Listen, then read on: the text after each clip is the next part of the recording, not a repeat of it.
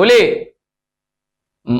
బిడ్డ అంటే పులి అంటారు చూడదు, జబర్దస్తులు ఉంటది, అట్లుంది కథ. మరి మొత్తానికి అయితే ఈ పులి అసెంబ్లీకి రాబోతుందని అంటారు. నిజంగా వస్తుందా రాదా అనేది ఎదురు చూడాలి.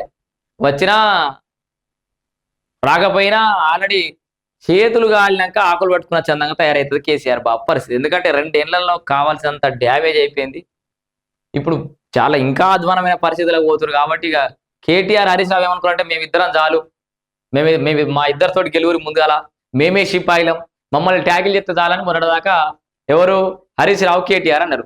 ఇప్పుడు కేసీఆర్ బాబును అసెంబ్లీకి తీసుకొస్తారంటే ఈ డ్యామేజ్ కంట్రోల్ చేసుకోవడం ఒకటి, ఇక వీళ్ళ వల్ల అయితే లేదు, ఇక మీ పక్క జరుగురు రాబాయ్ మీతో అయితే లేదని కేసీఆర్ బాబు కేటీఆర్ హరీష్ రావును పక్కకు వచ్చేసి అసెంబ్లీకి వస్తున్నట్టు లెక్క. సరే అక్కడికి వచ్చినాక ఏం మాట్లాడతాడో ఎదురు చూద్దాం. ఇప్పుడే మనం ఆగం కావాల్సిన అవసరం లేదు.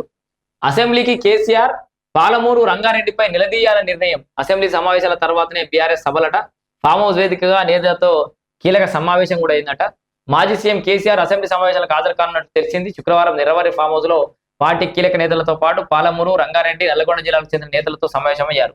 ఈ సందర్భంగా పలు కీలక విషయాలపై ఆయన చర్చించినట్టు తెలిసింది. నదీ జలాల విషయంలో కేంద్ర రాష్ట్ర ప్రభుత్వాల తీరును ఎండగట్టాలని నిర్ణయం తీసుకున్నట్టు సమాచారం. అసలు ఆ పాపం ఎవరిది? ఇక్కడ నేను మళ్ళీ చెప్తా, అదే స్టోరీ చెప్తా. చాలా మందికి మళ్ళీ ఎందుకంటే కొత్తగా చూసే సబ్స్క్రైబర్స్ కూడా ఉంటారు కాబట్టి. కేసీఆర్ బాబు నీళ్ల పంచాది ఇంకా పంపకాలు, ఆంధ్ర తెలంగాణ పంపకాల విషయంలో పంచాది గురించి మీకు చెప్తా.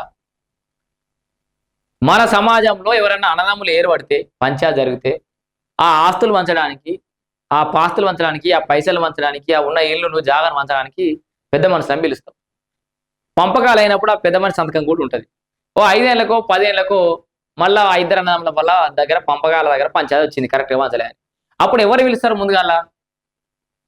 సో అప్పుడు సంతకం పెట్టిన పెద్ద మనిషి పిలిచి, నిజంగానేరా బాబు, అరే చంద్రయ్య నీకు ఇట్లే చంద్రబాబు నాయుడు నీకు ఇట్లా మంచినా, కేసీఆర్ నీకు ఇట్లా మంచినా అని చెప్పి చెప్తారా లేదా పెద్ద మనుషులు.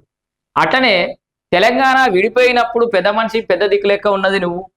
10 ఏళ్ళు తెలంగాణని వెళ్ళింది నువ్వు. ఆ టైంలో జరిగినటువంటి సంతకాలన్నీ నీయే ఉంటాయి. ఈ 2 ఏళ్లలో అయితే కొత్తగా పంపకాలు ఏం జరగలే, వీళ్ళతో అయింది ఏం లేదని నువ్వే చెప్తున్నావు.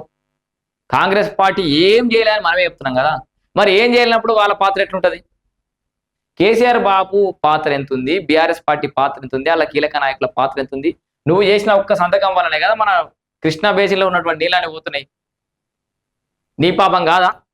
నీకు సంబంధం లేదని ఎట్లా అంటారా బీఆర్ఎస్? నాకు అర్థం కాదు. విడిపోయినప్పుడు మీరే కదా అక్కడ ఉన్నది.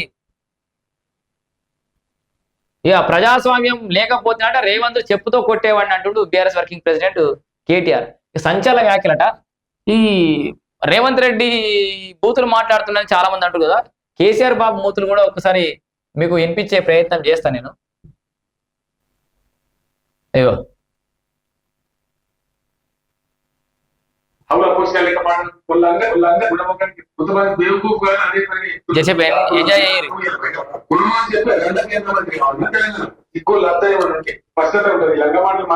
మాట్లాడు కేసీఆర్ ఈ సన్నాసి కాబట్టి ఆ సన్నాసి ఆ సన్నాసి భోగరగాలు మాట్లాడు ఒక్క చాలా ఉంటాయి. మెడలు వరుసగా ఇస్తాం, ఈ మెడ 4 ముక్కలు చేస్తాం అనుకుంటున్నాం.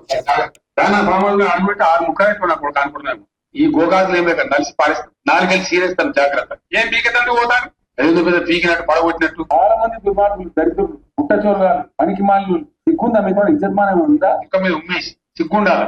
ఈ సిల్లరగాళ్ళు, ఈ కిరికిరిగాళ్ళు, కిరాయగాళ్ళు, ఏ విపక్షమైన ఎవడెవరు తలకాయ ఎవడవాడు ఒకటంటే అది నిధులు ఎవడా నిపుణుడు నాకు అర్థం కాదు. ఎవడెవరో తీసుకురా. నీకు సిగ్గు శరము లజ్జ ఉంటే మేము తోక మేము తొండేము. అరే ఏమన్నా భయ బేకుప్పాలను బుద్ధిలేదా?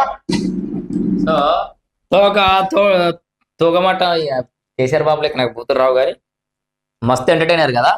అవి బూతులు కావు, వీళ్ళకన్నీ మంచి బాలసుబ్రహ్మణ్యం గొంతులకేళ్ళు జాలు వారినటువంటి ఆనిముత్యాలు అన్నట్టు ఇవన్నీ బూతులు కావా? ఎవడా నిపుణుడు అని తొక్కమాట వాని నిపుణుడు అని ముఖం అని చెప్పి నిపుణులు. ఈయననే ఇంజనీరు, ఈయననే సాఫ్ట్వేరు, ఈయననే హార్డ్వేరు. ఆయన కేసీఆర్ బాబుకి ఇది కాదు అని చెప్పేదమ్మే ధైర్యం అనుకుందా? ఆయన వ్యవసాయదారుడు, ఆయన రాజకీయ నాయకుడు, ఆయన ఇంజనీరు, ఆయన సాఫ్ట్వేరు, ఆయన హార్డ్వేరు, మెకానిక్, చెమట దార పోసి మొత్తం చుక్కలు దార పోసి రంగరించి గీసిన ప్రాజెక్టులకు ప్లాన్లు అని అన్నాడు. కుంగే వరకలాది ఇంజనీర్లు అదే పని. అది అధికారులు ఏడ చెప్తే అడగట్టడం, అధికారుల తప్పిదమని చెప్పేసి అధికారం మీద తోసేసుడు. ఇక గిదా ఇక కేసీఆర్ బాబు బూతుల పురాణం ఒకసారి మీకు వినిపిద్దామని వినిపించిన ఈయనంటే చెప్తాడు కొడతాడట రేవంత్ రెడ్డిని ఎవరు కేటీ రామారావు. ఇక ఆయన వాస్తవానికి ఆయన గురించి ఎంత తక్కువ మాట్లాడుకున్నా అంత మంచిది. బాగా మొత్తం మైండ్ మొత్తం ఖరాబ్ అయిపోయింది ఆయనకు అధికారం అయినాక.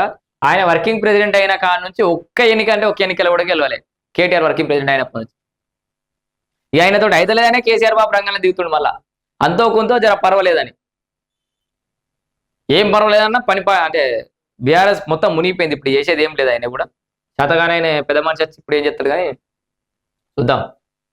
సో ఇది కేసీఆర్ బాబు యొక్క ప్రస్తుత పరిస్థితి.